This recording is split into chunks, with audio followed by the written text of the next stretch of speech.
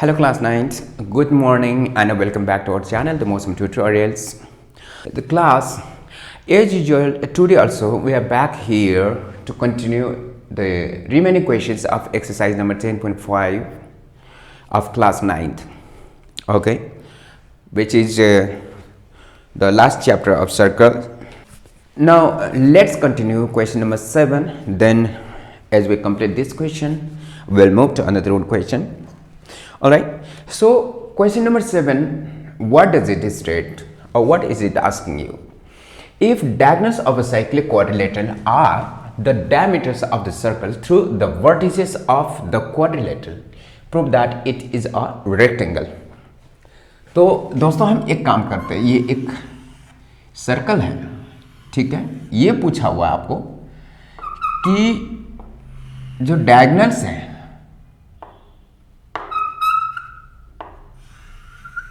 ये सेंटर है, वो है एक सर्कल है और एक और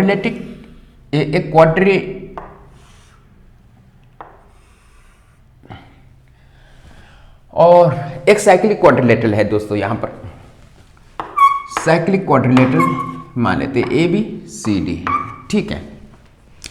तो इस साइक्लिक क्वाड्रिलेटरल के डायगोनल जो है यानी विकर्ण जो है वो केंद्र से होकर के जाते हैं, यानी कि व्यास होकर के जाते हैं। तो हमें ये दर्शाना है यानी ये प्रूफ करना है कि ये एक आपका रेक्टेंगल है यानी एक आयत है, ठीक है। तो किस प्रकार से हम कर सकते हैं, अब देखिए यहां पर सॉल्यूशन, ये ओ है फ्रेंड्स, फ्रॉम ट्राइंगल आपका A O B and C O D, from, अच्छा तो यहां पर सबसे पहले तो टू प्रूफ क्या करना है, solution.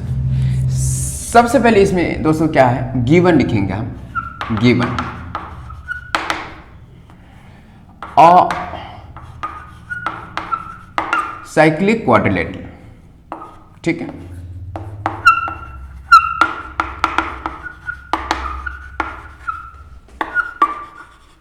A B C D,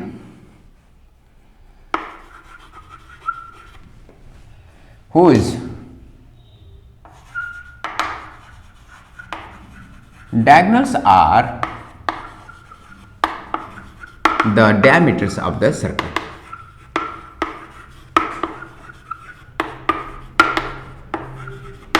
Okay, तो अब हम क्या करते हैं friends, to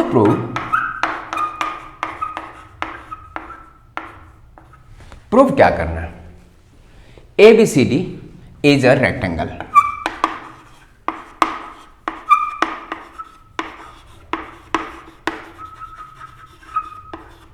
A B C D एक रेक्टेंगल कह रखा, ठीक है। तो इसमें से अब देखिए दोस्तों क्या है कि अब हम क्या करते हैं, प्रूफ में हम क्या करते हैं, देखिए ये एक सर्कल जो है इसका डायगोनल ये है, ठीक है, सॉरी डायमीटर है ये, और यही चीज क्या है, जो क्वाड्रिलेटरल है, साइक्लिक क्वाड्रिलेटरल है, इसका भी डायगोनल है, ये डायमीटर है। तो ये क्या हो जाएगा आपका 180 डिग्री का होगा, ये आपका डी जो है और ये आपका बी जो है दोनों 90 डिग्री के होंगे नहीं होंगे। एक तो कंडीशन ये है, जो रेक्टेंगल होता है उसके चारों कॉर्नर एंगल्स 90 डिग्री के होते हैं, डायगोनल्स इक्वल होते हैं, अपोजिट साइड्स इक्वल होते हैं, ठीक है। सो हम क्या करते हैं, सबसे पहले तो इसको ले लेते हैं हम, पहले आप साइड्स इक्वल भी कर सकते हो लेकिन इसको ले रहे हैं, ठीक है। Okay, since angle D is equal to क्या हो जाएगा आपका, ठीक है, प्रूफ यहां पे ले लेते हैं। ये क्या चाहिए आपका, ए सी, AC is the diameter of the circle, ठीक है, यानी angle AOC is equal to 180 degree. ठीक है दोस्तों, एंगल AOC एक स्ट्रेट लाइन हो जाएगा तो 180 डिग्री। चलिए ठीक है, नाउ एंगल D ADC ले लेते हैं। Angle ADC equal to half of angle AOC। क्यों? Angle on semi circle.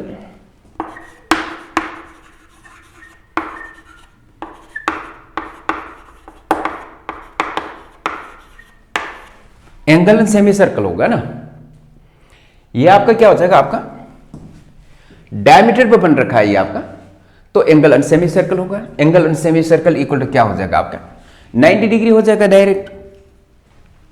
ठीक है, तो हम इसको क्या कर लेते हैं,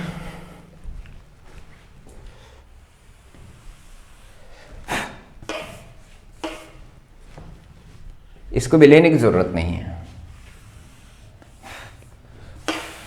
इसे भी लेने की जरूरत नहीं है। हम क्या करते हैं दोस्तों, देखिए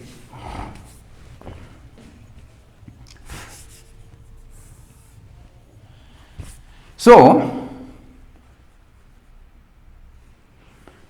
AC is the diameter of the circle and AC divides the circle into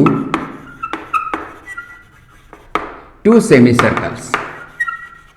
ठीक है, दो सेमी सर्कल्स में बांट देते हैं। ये AC जो है, लाइन सेगमेंट AC जो है, वो इस सर्कल को दो सेमी सर्कल्स में डिवाइड कर लेता है। ठीक है, so now therefore angle D is equal to angle B equal to आपका 90 degree. Angles on semi circles. ठीक है, एंगल D जो है वो आपका सेमी सर्कल पे बन रखा है उस तरफ का, और एंगल B जो है इधर का सेमी सर्कल पे बन रखा है। Therefore angle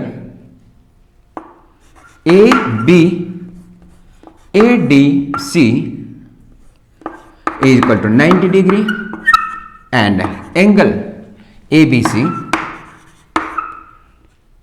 is equal to 90 degree। ठीक है, ये स्टेटमेंट 1 हो जाएगा जो कि हमारा इक्वेशन नंबर 1 है। ठीक है, अब दोस्तों हम क्या करते हैं, similarly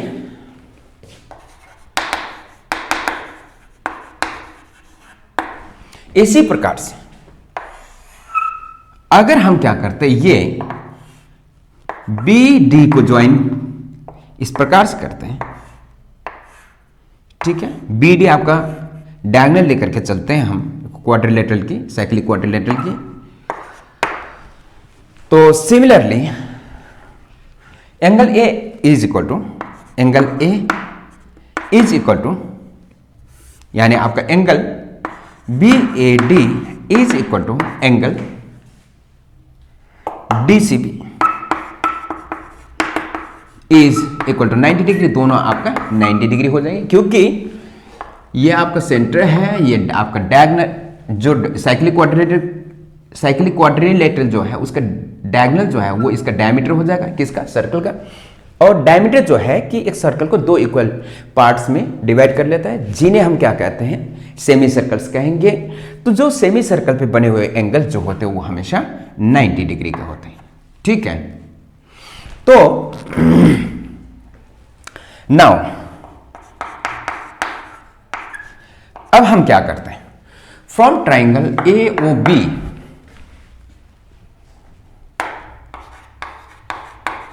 from triangle AOB and a triangle, एक तो ट्राइंगल AOB है, कौन सा AOB है, दूसरा COD, ठीक है, ट्राइंगल COD। हम क्या कर सकते हैं, ये एंगल इक्वल टू ये एंगल हो जाएगा, और ये साइड इक्वल टू ये साइड हो जाएगा, और ये साइड इक्वल टू ये साइड हो जाएगा, ठीक है। So AO equal to CO, AO equal to CO क्या है आपका, radii of the same circle,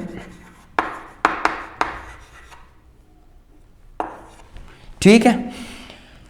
AO equal to CO, radii of the same circle, फिर angle AOB is equal to angle COD, angle AOB is equal to angle COD,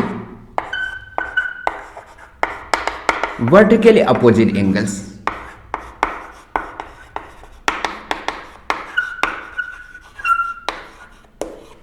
vertically opposite angles.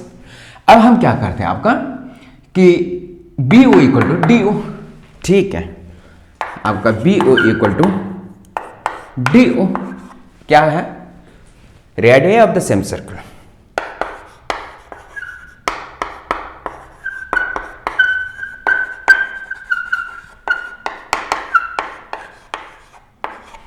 Radius of the same circle. अब हम क्या करते हैं, triangle AOB, triangle AOB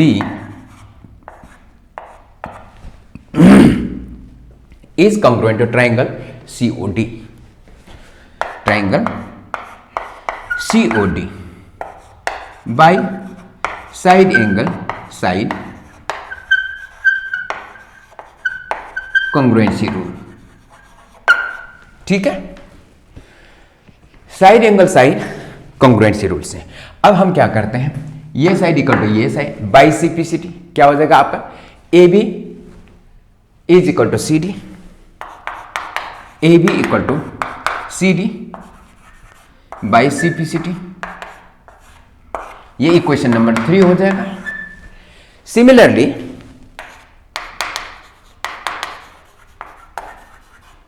हम क्या कर सकते हैं, फिर ट्राइंगल, ये वाला ट्राइंगल और ये वाला ट्राइंगल लेंगे तो आपका AD इज इक्वल टू फिर BCB हो जाएगा, ठीक है। सिमिलरली क्या है आपका, AD equal to BC, AD equal to BC हो जाएगा आपका इक्वेशन नंबर आपका 4, ठीक है। तो हमारा क्या हो जाएगा, फ्रॉम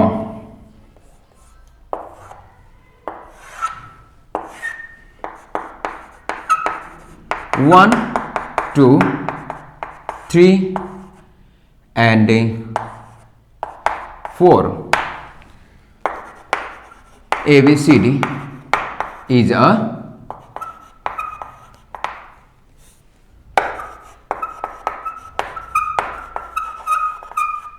rectangle, hence proved। क्यों, अब यहां पर देखें, इसमें क्या हुआ, ये अपोजिट साइड से इक्वल हो गए, ये अपोजिट साइड से इक्वल हो गए, ठीक है। दूसरा क्या हो जाएगा आपका, ये एंगल इक्वल होगा 90 डिग्री की, और ये एंगल भी 90 डिग्री, ये एंगल भी 90 डिग्री, ये एंगल भी 90 डिग्री, ठीक है। डायगोनल्स देखा जाए तो डायगोनल्स इक्वल है आपका, ठीक है। सो ये आपका एक रेक्टेंगल है, ठीक है फ्रेंड्स।